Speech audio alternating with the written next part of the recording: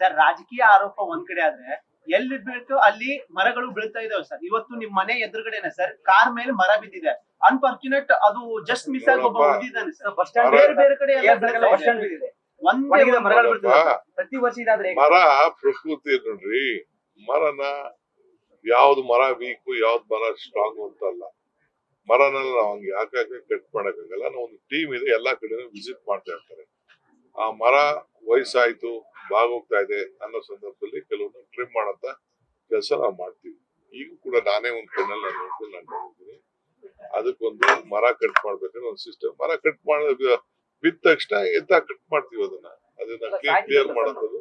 ಜನ ಸಾಯ್ತಿದ್ರ ಮರ ಬಿದ್ದು.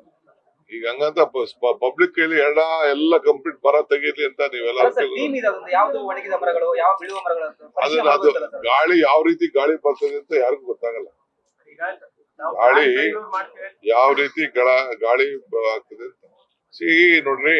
ಟೀಕೆಗೆ ಇವೆಲ್ಲ ಇರ್ತದೆ. ನಾವು ಕೆಲಸ ಮಾಡ್ತೀವಿ.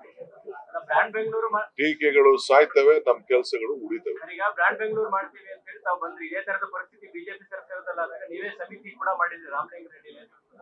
ನಿಮ್ ಸರ್ಕಾರದಲ್ಲೂ ಇದೇ ಪರಿಸ್ಥಿತಿ ಮುಂದುವರೆದ್ರೆ ಏನ್ ವ್ಯತ್ಯಾಸ ನಿಮಗೂ ಬಿಜೆಪಿ? ನಾವು ಬದಲಾವಣೆ ಮಾಡಿ ಇಷ್ಟೊಂದು ಜಾಗಗಳನ್ನೆಲ್ಲ ಕಡಿಮೆ ಮಾಡಿದೀವಲ್ಲ. ಈಗ ಬ್ಯಾಂಗ್ಳೂರ್ ಬೆಳೀತಾ ಇದೆ, ಜನ ಬರ್ತಾನೆ ಇದಾರೆ ಬೆಂಗಳೂರಿಗೆ.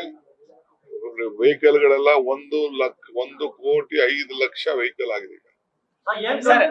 ನಿಮ್ಮ ಸಮಾವೇಶ ಸರ್, ಇವಾಗ ನಾಳೆ ಮಾಡ್ತಿರೋ ಸಮಾವೇಶಕ್ಕೂ ಇವತ್ತಿನ ನಡೀತಿರೋ ಘಟನೆಗಳಿಗೂ ಮ್ಯಾಚ್ ಮಾಡ್ತಾ ಇದ್ದಾರೆ ಸರ್. ಇಂಥ ಹೊತ್ತಲ್ಲಿ ಇದು ಸಮಾವೇಶ ಬೇಕಿತ್ತ ಅಂತ ಪ್ರಶ್ನೆ ಮಾಡ್ತಾ ಇದ್ದಾರೆ. ಆಯ್ತು, ಬರ್ಲಿ ಮಾತಾಡೋಣ. ನ್ಯೂಸ್ ಫಸ್ಟ್ ನಿರ್ಭೀತಿಯಿಂದ ನಿಮ್ಮ ಪರವಾಗಿ.